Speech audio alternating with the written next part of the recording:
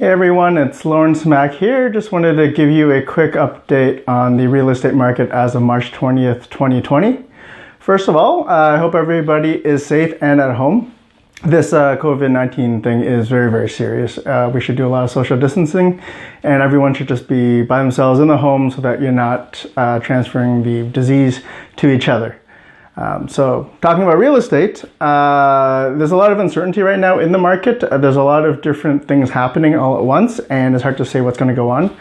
The interest rates, of course, have gone down, and so that helps with the buying. In terms of the stock market, it's also gone down. So some people have thinking about maybe moving the money from stock markets to more hard assets such as real estate. But by the same token, I always tell people that majority of real estate is bought by people who need to buy and need to sell, and not really people who just want to. So right now in the market, there will be a lot of opportunity both to buy and sell because the people that need to buy it or sell it will be there. So for instance, it's most likely going to be more of a buyer's market, at least for the next week. But it's hard to say, of course, because who can predict the future? Other things that are very, very important in terms of selling the house, in terms of open houses, right now a lot of realtors aren't doing it. I think that's probably the better way in terms of not spreading the coronavirus. There's been other states, for example, New York, that actually have shut down all real estate business. So you can't buy or sell or do any type of showings. And similarly, there have been some cities around Ontario that have prevented open houses. Right now, it's not like that in Toronto. But most likely, I think it'll go in that direction, at least if it's not for mandatory. It's just a smart thing to do to prevent the type of transfer of the disease. Other things, condo boards have, a lot of them are talking about shutting down non-essential visitors, so maybe just only medical professionals or that kind of thing. But a lot of them are talking about that because for the same reason, they just don't want people walking in and out and showing houses and that kind of thing. So that will affect a lot of different parts of the real estate market. In addition, the Landlord-Tenant Board isn't really having any hearings for many, many months. So if you're curious how that affects you, either as a renter or as a landlord, please reach out to me.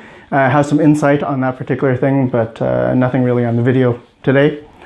Other things that will help from a non-real estate point of view, you probably heard about things such as mortgage deferrals.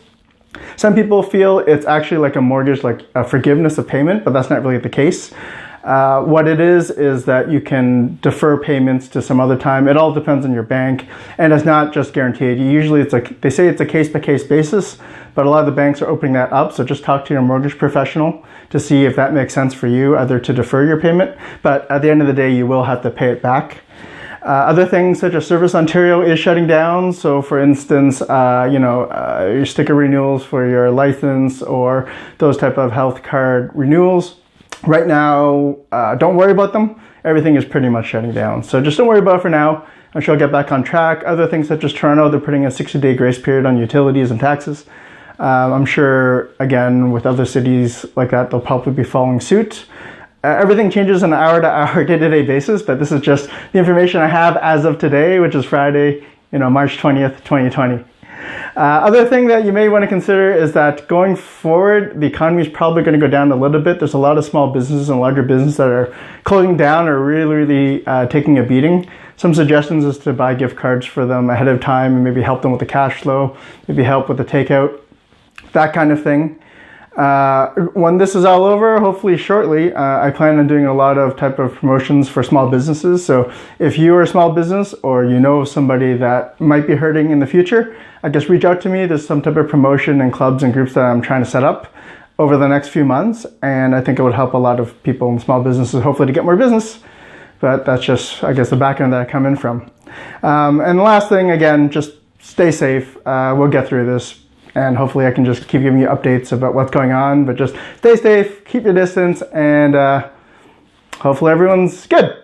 Talk to you soon. Bye.